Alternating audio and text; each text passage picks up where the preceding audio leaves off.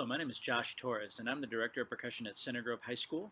I also serve as an adjunct professor of percussion at Franklin College and the director of the Indianapolis Colts drumline. So I'm going to be talking to you today about some basic ways to structure your practice.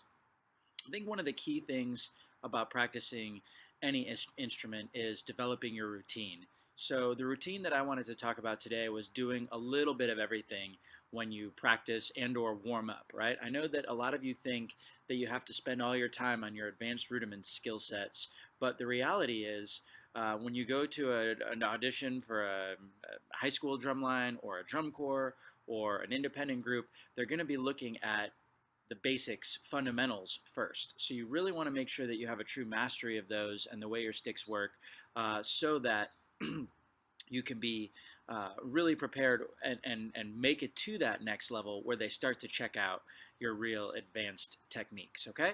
So the very first thing I have set up here is just a basic timeline timing exercise, 3-note, 16-note timing, all right? And again, many of you have probably played through these, and I think it's a good thing to practice just a little bit every day, all right? So here is 3-note timing. So you have a measure of check, which is all 16th notes, right? And then you have the first 3 notes of the 16-note pattern, which is 1 E and, right? And you play that 4 times. Then you follow it by the check, and then you remove the third 16 note. You play the first, second, and fourth. So that's 1 E, a 2. So that measure is ready, go, 1 E, a 2 E, a 3 E, a 4 E, a 1. And in my experience working with younger players, that is the one that really trips people up the most. So what I would recommend is just doing 1 beat only, ready, and once you have that mastered, try 2 beats, ready, go. Right, and then try 3 beats, ready, go. And so on and so forth until you feel comfortable there. Then we have a measure of check, and then it's the first, third, and fourth 16 notes. So that's 1 and a 2 and a 3 and a 4 and a 1.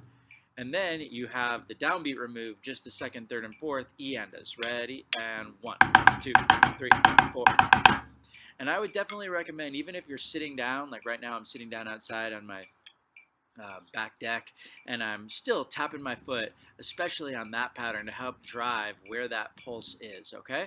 So let's try all of the 4s to this 3-note timing exercise. 1, 2, ready, go.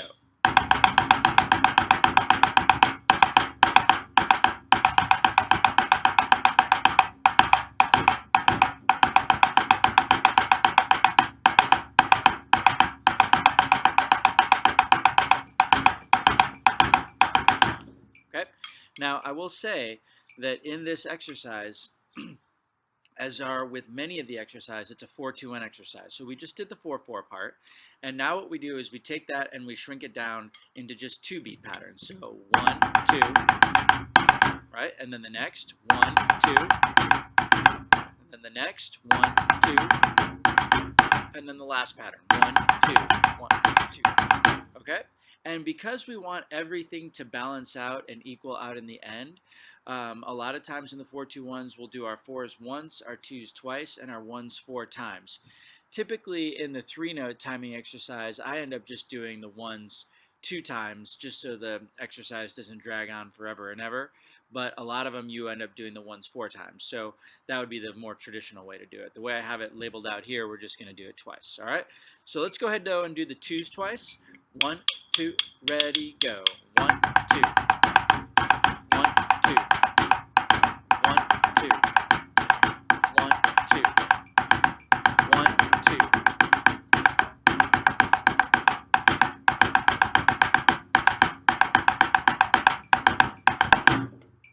All right, so then that takes us to the last line, which are just the 1s. So you have 1 count of check, and then 1 count of pattern.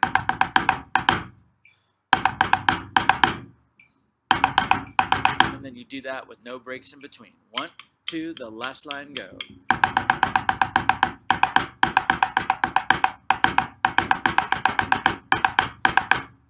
My bad. And now we're going to do the last line without breaks. And 1, 2, ready, go.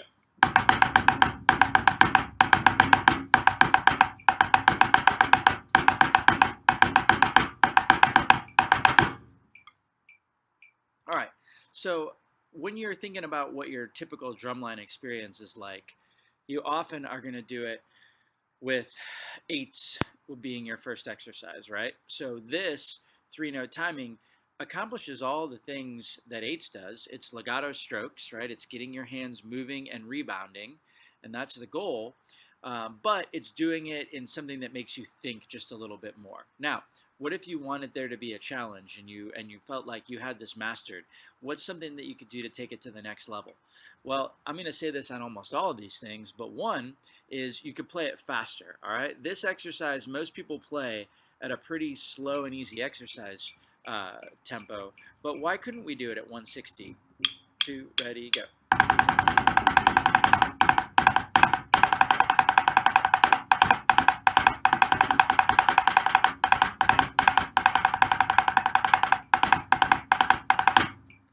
Right? And there's no reason we couldn't do it at 160 and 180. There's no reason we couldn't do it at piano. There's no reason we couldn't do it with dynamics.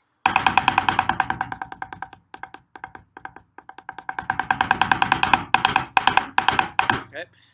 There's no reason we couldn't do it starting with our left hand. Right? There's all sorts of variations that we can do with this. So if you think that you have it mastered, try it a different way. Try it starting with your left hand. Try it backwards, right? So backwards it would be...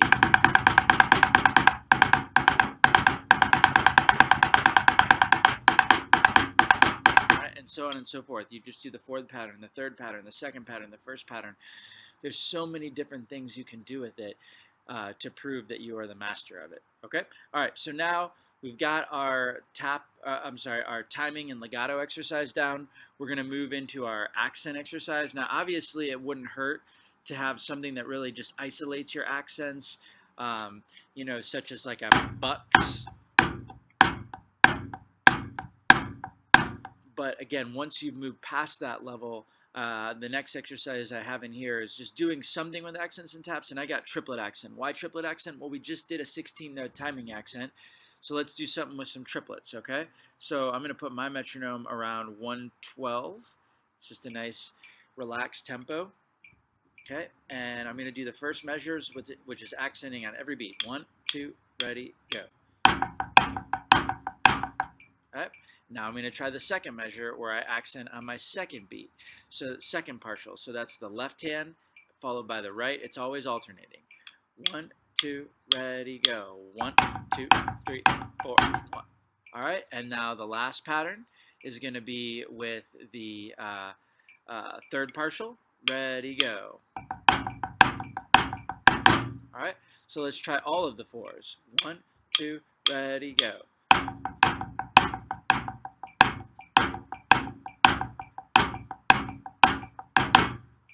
All right, now we move into the twos. Ready, go. 1, 2, 1, 2, 1, 2. Repeat.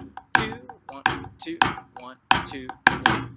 And again, just having something that you could do with your feet. You know, you can keep control of that pulse, and you could also make sure that the taps are one height, right? And when you add the accents in, it doesn't adjust where your tap height is. So the ones now, it's going to be all right hand accents. Ready, go. All left hand accents. All right, so let's try the entire exercise. 1, 2, ready, go.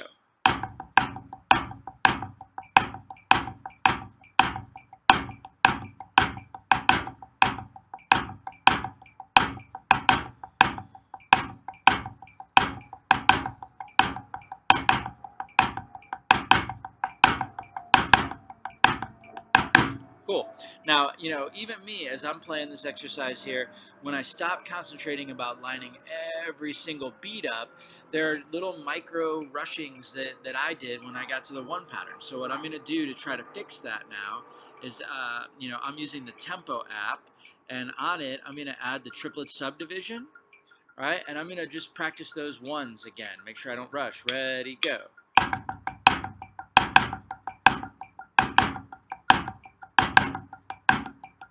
Okay, and as soon as I feel like I've got that, I take those out, and I just think a little bit more about where my accent lines up with that quarter note. 1, 2, ready, go.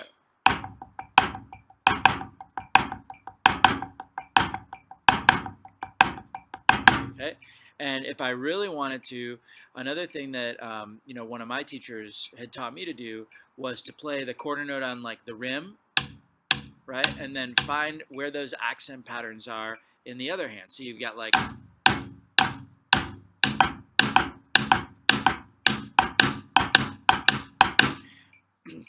and once you get that really feeling comfortable, then your ear kind of knows where those accents are going to line up. So for the ones, ready, and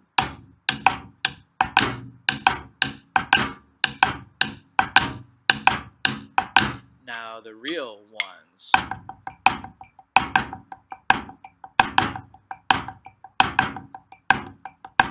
Right?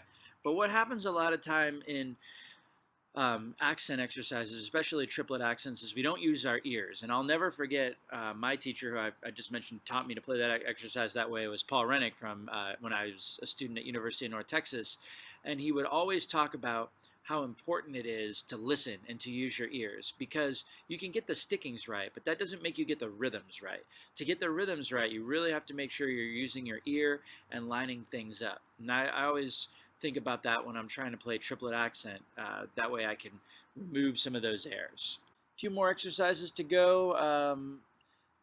I'd say, I always tell my students this, but probably the most important exercise, one that can make you the best, is going to be stick control. It's just an amazing exercise to get your hands really focused on being even and playing correct rhythms. So this is a little stick control exercise that I've made up for my students, but you can do it a ton of different ways. The Stick Control book by George Lawrence Stone is an awesome resource. It's just pages and pages of stickings like this.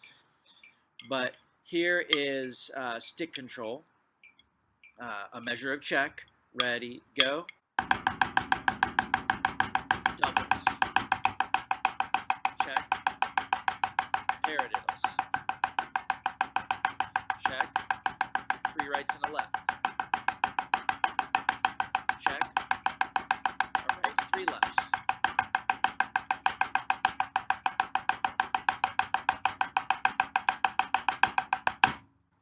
Okay, and what we really want to avoid here is hearing the sticking changes. Now, we don't want to hear that in your doubles. We want it all even. Same thing on all of these, right? So again, you could probably set the tempo you're going to play this at the speed you can do 4s comfortably. Right, that time I did it at 100. A lot of times with my younger students, I'll shoot for 80 or 90 beats per minute. But why stick control? Well, that's sort of the point of everything we do, is we want to make sure that we're not just dropping our hands down and playing whatever, that we always have control. So I really like the stick control exercise at soft dynamics, loud dynamics, slow tempos, medium tempos, fast tempos. And there's other things you could do, like he has a sequel book to Stick Control called Accents and Rebounds. And in that book, he basically takes some basic accent patterns such as 1, and then he does it with doubles. Now paradiddles. I messed that up. There it is.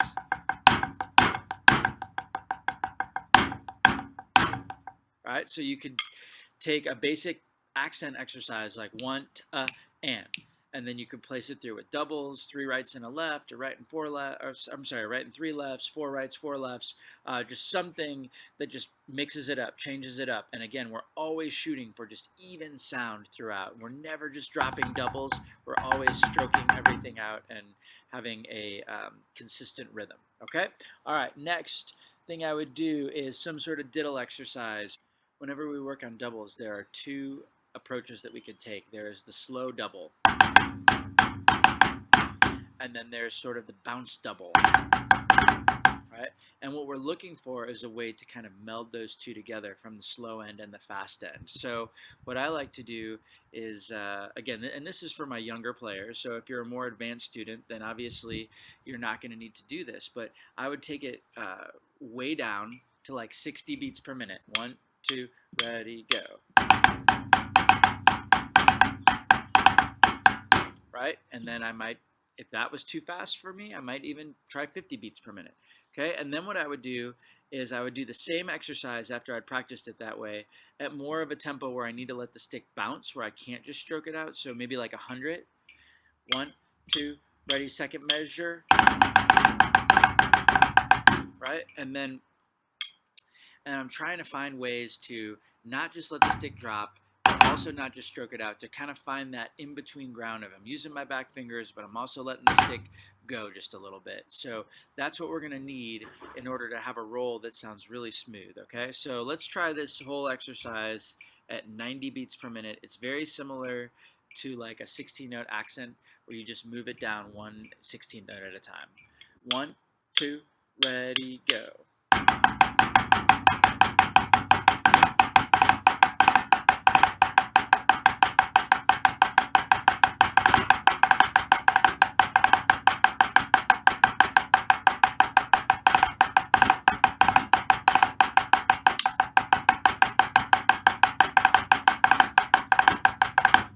Okay, so again, this is a great exercise at many different tempos, ranging from 50 beats per minute all the way up to 160 beats per minute. I'd say would be the top end of this, but really wanting to work on a strong double quality, because again, we talked earlier about the things that before we ever get into flams, cheese and all those sorts of things, we're going to have to have made sure that we had a nice sounding double, that we could play even, that we could do accents versus taps and make our rhythm sound good. So really going to want to make sure you go back to the beginning.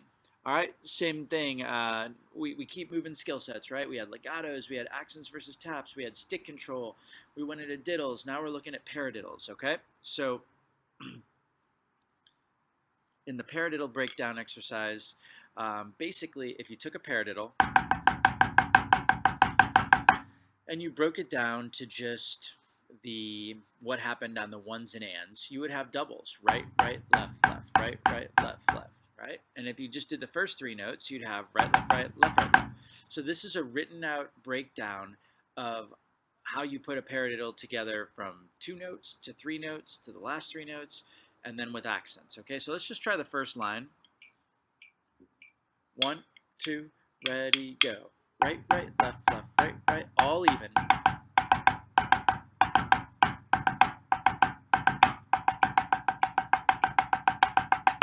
Okay, and as I said before, we're looking at trying to make everything sound even, and when we have those doubles in the 3rd measure, that's exactly what we're going to see in the 4th measure when the filled-in paradiddle gets in there. Let's try it again.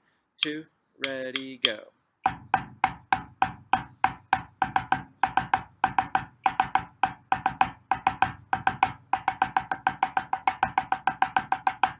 All right, now we're going to try the 2nd line with accents. So it's the same exact stickings. Ready, go. Accent. Alternate.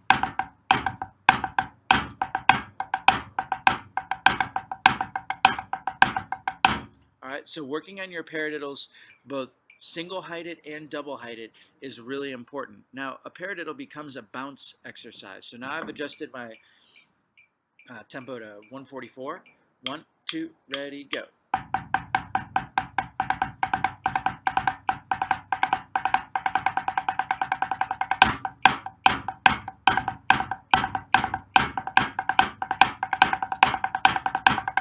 All right, so that's what I would suggest is, and again, maybe you're not ready for 144, maybe you're not ready for 100. Find the tempo that you are ready for, break it down first with no accents, then with accents, and then put it together, and then slowly try to speed it up, okay? All right, so we're going to get into our last exercise, which is a flam accent breakdown. All right, so again, much like the last exercise where we looked at what would it look like on a paradiddle if I just did the 8th notes? What would it look like if I just did the first 3 notes, the last 3 notes, right? So this exercise takes a flam accent rudiment and it breaks it down, okay? What would it be if we just played the right hand? Okay, that makes sense, all right? Let's find a good tempo for this. How about 112? All right, so Then in the second line, we add just one single flam. In the third line, we add another flam, but technically what we're really adding is a left hand accent.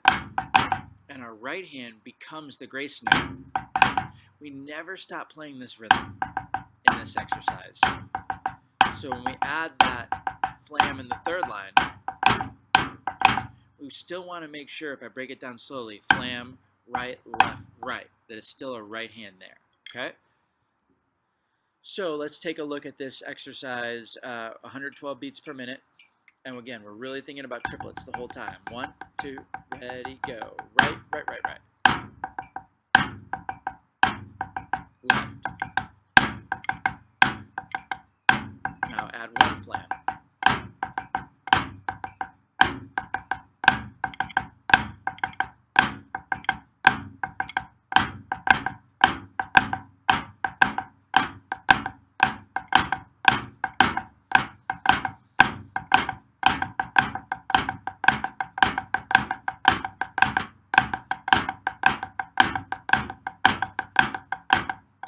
And the whole while I do it, I'm making sure my grace note is always low, and that really, other than the accent notes, everything is low, okay?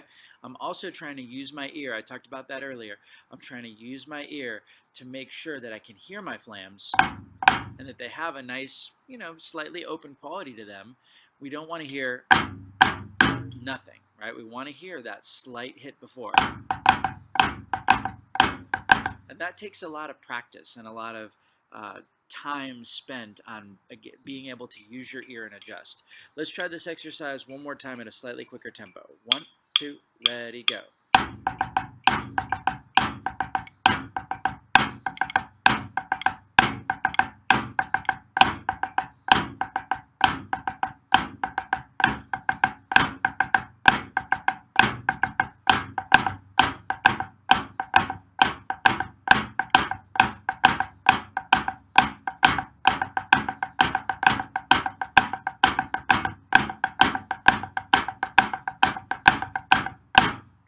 All right, I hope that you found some of this material useful. I'll try to get there to be some way where we can get it so that you can access this document. And again, for you, maybe you have at your school a series of exercises that you can use, right? And maybe these supplement them, but maybe not. But at the end of the day, I just think it's really important to build on every skill as much as we can get it daily as we can, right? Doing a little bit of timing, doing a little bit of accent versus tap, doing a little bit of stick control, a little bit of work on your rolls, a little bit of work on your paradiddles, and a little bit of work on your flams, and that's going to slowly develop you to having all of the skill sets you need, all right? And again, I know maybe some of the people that are watching this are really advanced, so then it's trying to apply that to some solo literature. Try to find pieces out there that kind of contain all these. There's Rudimental Cookbook, the Blue Book. There's all sorts of snare drum solos out there for you to get your hands on. And then for some of you, it's really going to be going back and focusing on these fundamentals, making sure your taps stay low, making sure that your rhythms line up. But I can't stress enough that these basics and fundamentals are going to be the first thing that anyone evaluates when they are looking at you, whether it be for an audition for your high school group, an independent group, a drum corps, a college drum line, not even drumline, just even a college. They're not going to have you play exercises, but they're going to look at these basic skills and make sure you have good, solid timing, fundamentals of accent versus tap, of paradiddle quality, of flam quality, right? These are the building blocks of what we do. So I hope that you find this video helpful, and I want to wish you guys the best of luck as you continue working on things at home and at school, and hoping that we can close out 2020 great and have a great 2021. Thank you. Take care.